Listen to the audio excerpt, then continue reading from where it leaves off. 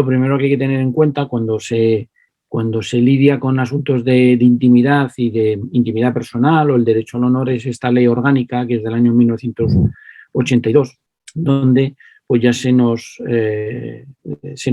advierte de algunas cuestiones importantes en cuanto a la intimidad. Lo primero es que la intimidad puede quedar delimitada por las leyes, es decir, la ley puede delimitar el espacio de nuestra intimidad como ahora veremos, pero también por nuestros propios actos, por ejemplo, por nuestro consentimiento. Y aún así, en el artículo 7 se establecen, por ejemplo, una serie de definiciones de qué se considera una intromisión ilegítima, algo que vemos constantemente, ¿no? La divulgación de hechos relativos a la vida privada de una persona o familia que afecten a su reputación y buen nombre. Esta divulgación puede ser, por ejemplo, pues en una charla de café, es decir, ahí ya se está divulgando, ya se está comunicando a otra persona. Puede ocurrir también que esto pues sea hecho por un profesional, que también puede ocurrir, es decir, por alguien que ha tenido conocimiento del estado serológico de una persona por su actividad profesional.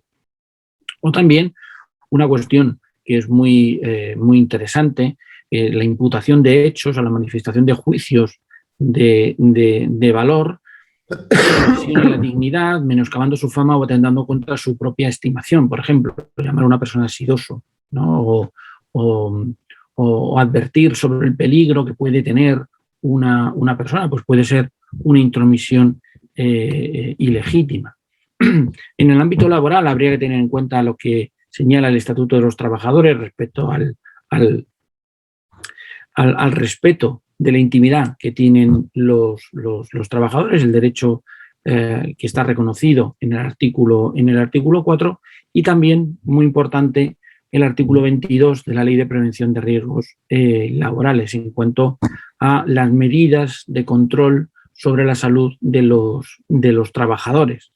Esto es muy importante, hay que tenerlo muy en cuenta cuando lo que estamos discutiendo o el caso que nos llega a la asociación es, por ejemplo, sobre si le pueden hacer a una persona pues una prueba de VIH, ¿no? Como parte del reconocimiento médico. Esto es una consulta bastante habitual, en la clínica.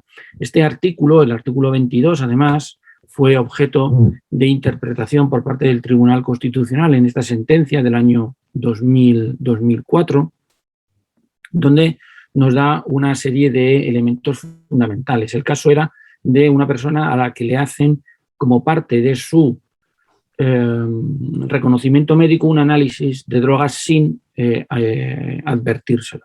Y lo que viene a decir el Tribunal Constitucional es que aquí ha habido una invasión de su intimidad personal, además de que no ha sido informado, de que se necesita un acto expreso de consentimiento. Lo que advierte es, dice, ojo, porque además, dice, hay que tener en cuenta si las pruebas conciernen o dan más información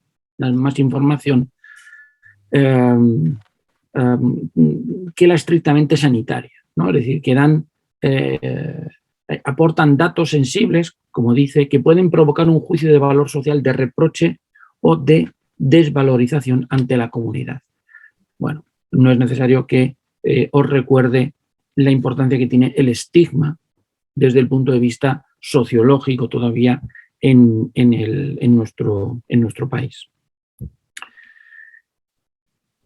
Ámbito sanitario, estábamos hablando de intimidad y confidencialidad, protección de datos en el ámbito laboral y en el ámbito sanitario. Bueno, pues damos un siguiente paso porque, bueno, hemos estado hablando de los reconocimientos médicos, bueno, pues vamos a ver la regulación de la cuestión de la intimidad y de la confidencialidad en el ámbito sanitario. Ley 41/2002, de la que ahora se van a cumplir 20 años y que ya es necesario hacer una reforma, pero entre los principios básicos dice que hay que respetar la intimidad de las personas y lo vincula directamente al principio de dignidad humana, que es, desde un punto de vista deontológico, el núcleo esencial de los derechos fundamentales, pero además lo vincula también al archivo, custodia, transmisión de documentación clínica.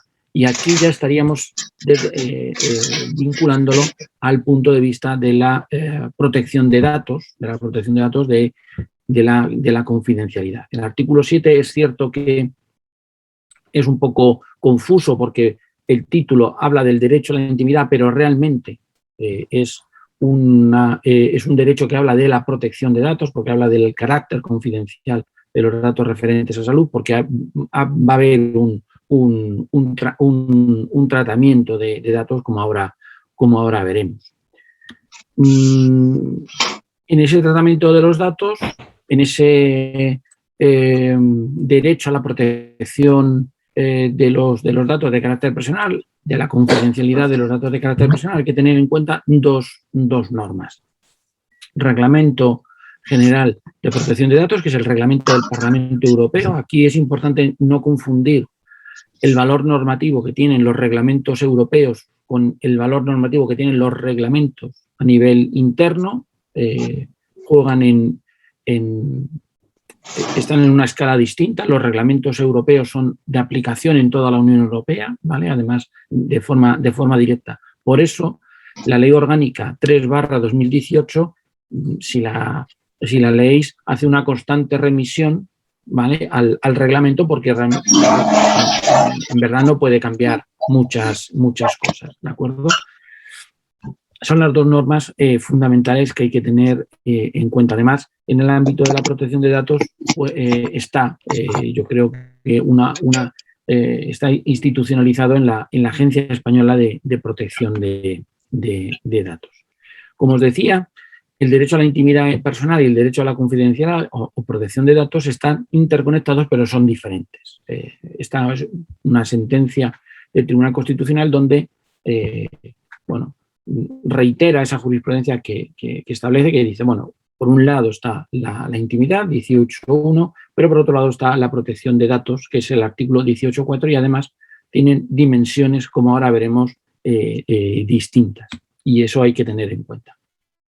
Vamos en estas dos siguientes diapositivas, cuestiones que habría que tener en cuenta, ¿vale? Es mucha información, porque ya digo que a la hora de resolver los casos, la solución no penséis que consiste en abrir un libro y ya está, y ya la tenemos así, de forma evidente, ¿no? Muchas veces hay que hacer toda una reconstrucción, ¿no?, y jugar con principios y con reglas a la hora de dar una solución. Pero bueno, lo primero que tienen en cuenta con el derecho a la intimidad es que garantiza, como veis, la existencia de un ámbito reservado de la vida personal y familiar frente a la acción y conocimiento de terceros. Y esos terceros pueden ser públicos o privados.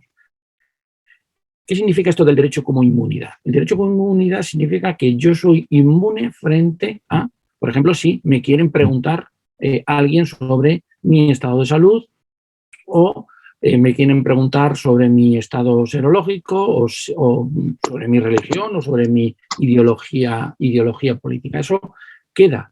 Soy inmune frente a esas preguntas, de tal forma que puedo tener ese ámbito reservado de mi vida. Otra cuestión muy interesante es que ese ámbito reservado tiene la dimensión que yo quiera. ¿Por qué? Porque fijaos que lo que dice la legislación y el Tribunal Constitucional es que lo que se intenta es proteger frente a la publicidad no querida. querida, por lo tanto puede haber publicidad querida, ¿vale? Esto es importante. Lo que se pretende es una difusión, es evitar una difusión no consentida. Puede haber, ¿no?, que yo a través de mi consentimiento le diga a una tercera persona, como ocurre muchas veces, que pues tengo una determinada condición de salud, ¿no? Pues tengo VIH. Pero eso no justifica que esa tercera persona tenga consentimiento, yo le dé mi consentimiento para que a su vez lo difunda, ¿vale? Es decir, yo se lo digo a una persona, pero yo no quiero que a una tercera persona, pero yo no quiero que esa otra tercera persona lo difunda. Por lo tanto, el alcance del consentimiento es evidente. O yo te revelo una cosa, pero no te revelo otra, ¿vale? Entonces, ahí la importancia del consentimiento es capital. En derecho se dice que volenti non fit injuria, es decir, si hay voluntad no hay daño. En muchas ocasiones lo que vemos en la clínica es que lo que se ha producido no es una intromisión ilegítima porque me ha apoderado de un informe clínico o he rebuscado entre las medicinas, sino que es una persona con VIH que voluntariamente se lo ha dicho a otra. Pero esa tercera lo que ha hecho ha sido defraudar su confianza. También es importante los tipos de consentimiento. Normalmente es un consentimiento expreso. El consentimiento expreso es aquel que se hace de forma explícita, ¿de acuerdo? Puede ser posiblemente con el acto de decirlo. Pero también hay que tener en cuenta una cuestión muy importante con los consentimientos implícitos. Los consentimientos implícitos son aquellos que derivan de nuestros comportamientos. Y este es un caso que hemos visto más de una vez en la clínica, que es la persona que con VIH que entra con un acompañante a una consulta médica. Ahí se pueden producir, ¿no?, conversaciones en las que de repente salga el VIH, que luego habrá que discutir si estaba justificado o no estaba justificado que el médico informara sobre el VIH, pero con el acto de entrar a la consulta acompañado, tú ya implícitamente estás consintiendo de que esa persona se entere de tus datos sanitarios. Por lo tanto, la propia persona define la información que no se desea que se conozca. Entonces, si yo entro solo a la consulta, no es lo mismo que si entro acompañado. En general, el derecho a la intimidad no evita la existencia de un deber general de declaración sobre el estado serológico, ¿no? Es decir, yo no tengo esa obligación y además esto lo ha establecido el Tribunal Supremo en su jurisprudencia, que mientras no se genere una situación de riesgo y además una situación de riesgo idónea para la transmisión, yo no tengo por qué revelar mi estado serológico. Esto tiene muchísima repercusión en la actualidad y más cuando, por ejemplo, sabemos que indetectable es igual a intransmisible. Con alguna matización, ¿vale?, teniendo en cuenta que esa evidencia científica es fundamentalmente en el ámbito de la transmisión sexual, no cuando hay sangre, ¿vale? Pero eso implica también, eso tiene una afectación muy importante en la capacidad que tiene una persona con VIH de no revelar a otras su condición de salud. Como antes os decía, la inclusión de la prueba de detección del VIH debe ser informada y consentida, ¿vale? Porque no es solamente que está dando un dato de salud, ¿vale?, sino que también está dando más datos. Puede estar dando datos, por ejemplo, sobre el uso de drogas o la orientación sexual de una persona o determinados comportamientos sexuales. Entonces, siempre tiene que estar informada y siempre tiene que ser consentida, lo cual ahora veremos que choca en algunos casos, ¿de acuerdo? Sobre todo el impacto sexo-género. La inclusión de la prueba de detección del VIH, sobre todo en el ámbito laboral, ¿vale? No está justificada en el 99,9% de los supuestos, porque no supera lo que se llama el test de proporcionalidad en sede constitucional, lo que muchas veces utilizamos para hacer los juicios para saber si ha habido una limitación de un derecho o una discriminación, porque ni es idónea, ni es necesaria, ni es proporcional. Es decir, se puede obtener o proteger el bien jurídico que se quiera proteger, la salud de terceras personas, la salud pública, etcétera, etcétera, sin necesidad de hacer la prueba. Se pueden adoptar otros cursos de acción, ¿vale? Sin necesidad de establecer, por ejemplo, el trato diferenciado o incluir la prueba. Simplemente, por ejemplo, con el hecho de considerar que todos los fluidos corporales están potencialmente infectados. Entonces, adopto las medidas universales de prevención de la transmisión con todas las personas y entonces no necesito hacer la prueba. Pero claro, todo derecho tiene límites, ¿vale? No hay derechos fundamentales ni derechos humanos que no tengan, bueno, aquí vamos a quedarnos con los fundamentales, que si no me meto en un lío teórico con Andrés. Derechos fundamentales. Los derechos fundamentales tienen límites. Por ejemplo, la consecución de otros bienes constitucionales, la integridad física de terceras personas, la salud pública. El Tribunal Supremo ha dicho, por ejemplo, que en general, la regla general es que la persona con VIH no tiene por qué revelar a otras terceras personas su condición de salud, salvo que se genere una situación de riesgo idónea. Es decir, una situación idónea para la transmisión del virus. En esos casos sí, ¿vale? Es decir, por ejemplo, pues con una rotura de un preservativo, que son los casos tradicionales, ¿no? del Tribunal Supremo, ¿no? En esos casos sí, porque la otra persona, pues, con la que se ha puesto en una situación de riesgo, pues o acepta el riesgo o trata de evitar el riesgo solicitando la profilaxis posexposición, ¿vale?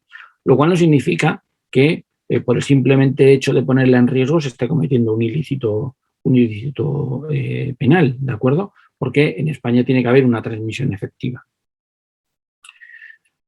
A veces no es que la intimidad tenga límites, es que la intimidad es accesoria al ejercicio de otros derechos. Por ejemplo, la protección a la salud. Claro, si yo voy al médico, me dice, me pregunta qué me pasa o empieza a hacerme un cuestionario de salud para completar una historia clínica y yo no le digo nada, pues claro, mi protección a la salud pues puede estar seriamente dañada, porque yo puedo estar tomando, por ejemplo, tratamiento antirretroviral y en el tratamiento que me en el nuevo tratamiento, pues puede haber otro fármaco que puede interactuar y entonces, pues si no le digo al médico que yo estoy tomando tratamiento antirretroviral, pues no puede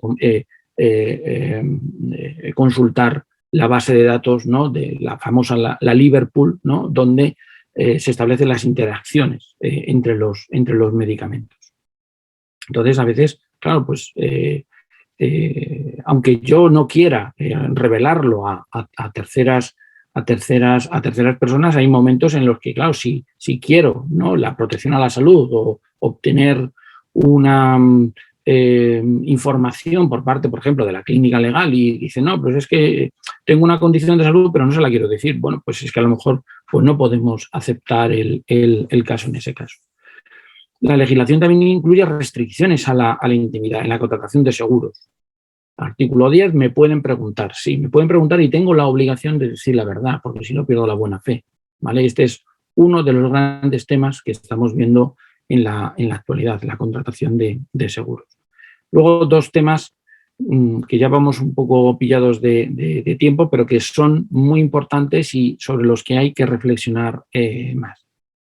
Hemos dicho que las pruebas de VIH tienen que ser informadas y consentida. Bien, en España hay algunos casos en los que la prueba de VIH se informa, pero no es necesario el consentimiento, que es, por ejemplo, en el caso de las mujeres embarazadas. Con o sin VIH, es decir, en el segundo trimestre del embarazo se hace la prueba de VIH como una prueba rutinaria más. Claro, esto desde el punto de vista de los derechos de las mujeres, pues supone una limitación que habría que estudiar. Para ver hasta qué punto pues, está justificado. Claro, el éxito desde el punto de vista de la salud pública que tiene hacer la prueba de VIH es brutal, es absolutamente brutal. ¿Por qué? Porque se detectan los casos donde hay VIH, se comienza el tratamiento antirretroviral y se evita la transmisión vertical. Entonces hay que establecer una ponderación, ¿no? Es decir, ¿qué pesa más? ¿Vale? En este caso. Y luego, otra cuestión que también habría que discutir con más tiempo es la intimidad y los menores de edad con VIH. Es cierto que cada vez hay menos niños con VIH. Sabéis que la cohorte de niños menores de edad pues cada vez se va reduciendo hasta el punto de que la fundación la fundación, si no recuerdo mal, que se llamaba ELISA de VIH pediátrico, pues ha tenido que ha cerrado, ¿no? por falta de niños afectados, lo cual, bueno, pues es todo un éxito. Pero, claro, en el caso de la adopción, ¿no? Padres que, por ejemplo, van a dar testimonios sobre ¿no? la adopción de niños con VIH o la aparición en las redes sociales. Esto es un tema muy delicado que afecta a la intimidad y, como ahora veremos, a la confidencialidad, porque se va a producir, sobre todo si hay en redes sociales un tratamiento de los datos. 2 diapositivas simplemente otra vez con notas muy generales para luego discutir con los casos. ¿Qué es lo que me da el derecho a la confidencialidad? El poder de control sobre el uso y destino de los datos personales.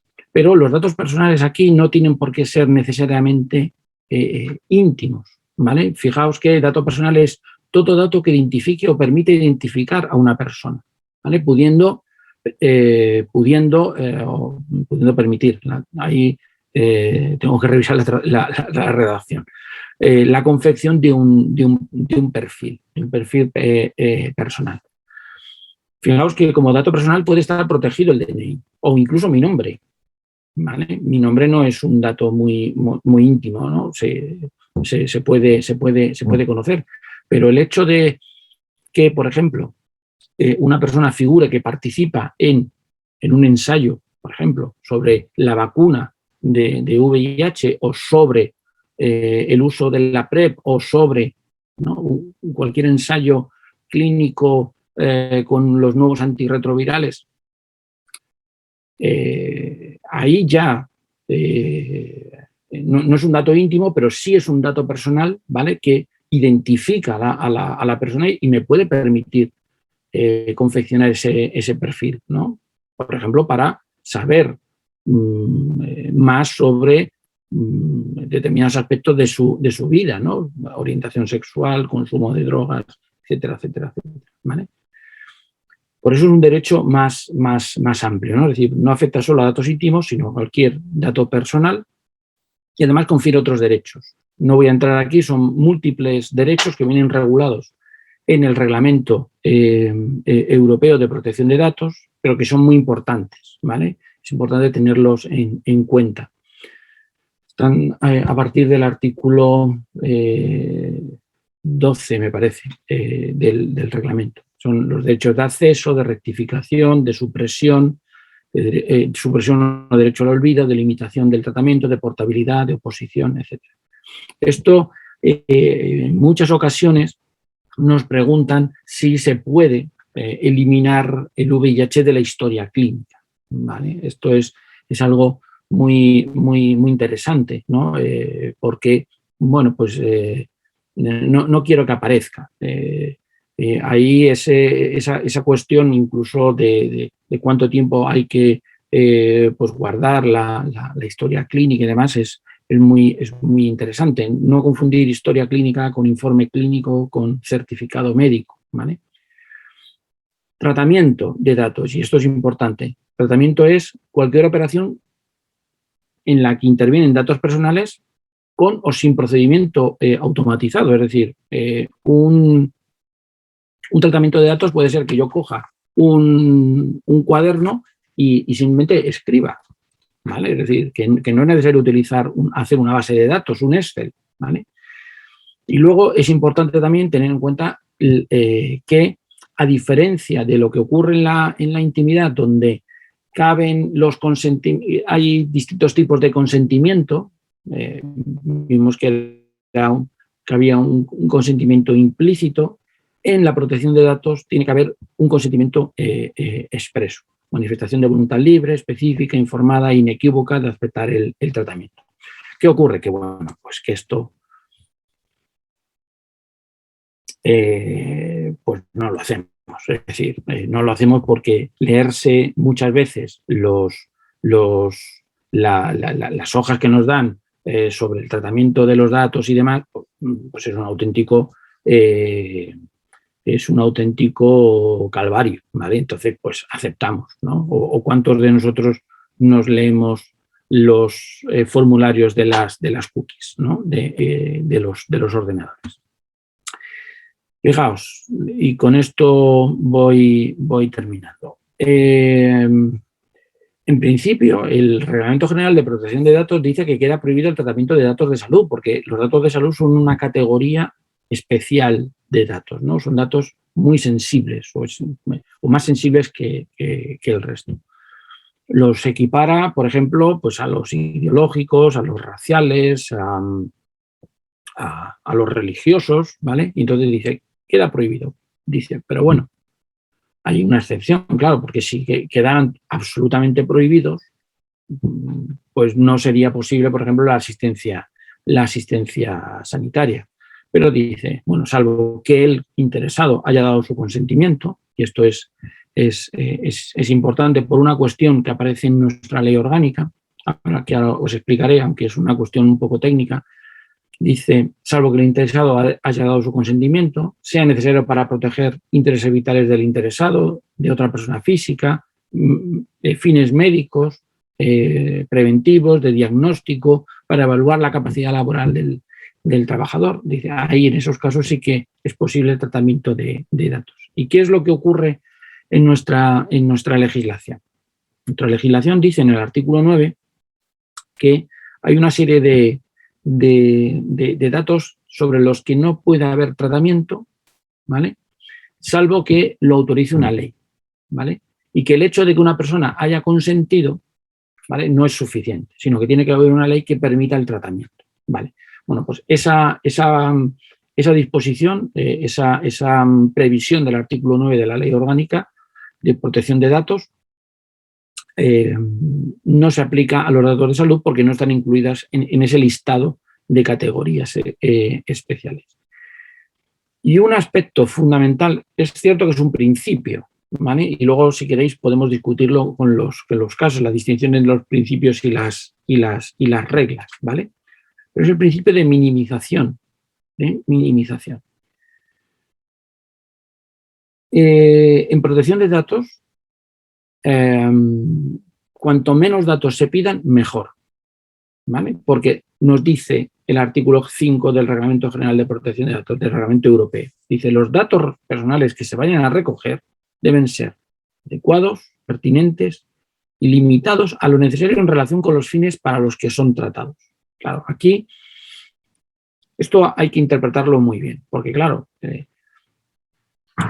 relación con los fines para los que son tratados, claro, el fin es la asistencia sanitaria, entonces, bueno, pues eso significa que yo puedo siempre preguntar a la persona si tiene VIH, porque como le estoy dando asistencia sanitaria, o tengo que especificar qué tipo de asistencia sanitaria. Porque claro, a lo mejor yo simplemente voy a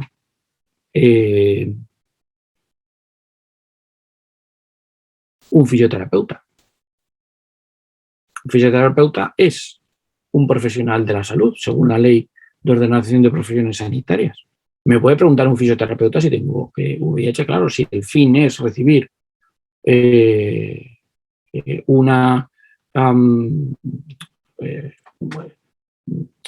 recibir una prestación de carácter sanitario, de diagnóstico de qué es lo que me pasa, por ejemplo, en las cervicales o en las lumbares, etcétera. ¿Podría preguntar? ¿O se estaría incumpliendo el principio de minimización? ¿Son adecuados, pertinentes y limitados a lo necesario? ¿Vale? Aquí este es un tema muy delicado que luego podemos discutir y debatir.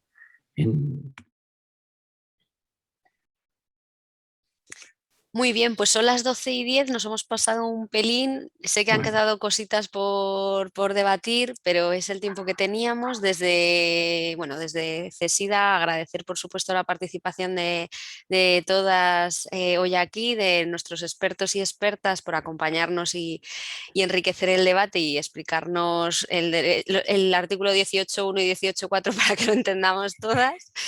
Y nada más, os va a llegar al correo una encuesta de evaluación para que por favor la cumplimentéis y donde aparece pues sobre qué otros temas os gustaría que trabajáramos para futuros seminarios web, que ya os puedo asegurar, lo hemos presentado a varios, o sea, el proyecto de clínica es un proyecto de continuidad y lo vamos a seguir desarrollando y por lo tanto estamos incluyendo la realización de estos webinars para futuro. Entonces el año que viene nuestra intención es hacer algunos más. Y también comentaros que creo que os lo avancé en el primer correo que os envié cuando hemos creado un grupo que se llama Apoyo Legal @cesida.org, que si alguien no está incluido puede decírmelo para que le incluya. Y creo que ya os lo planteé ahí, que vamos a hacer una nueva reedición de los folletos de Clínica Legal, que os vamos a hacer llegar a todas las entidades impresos.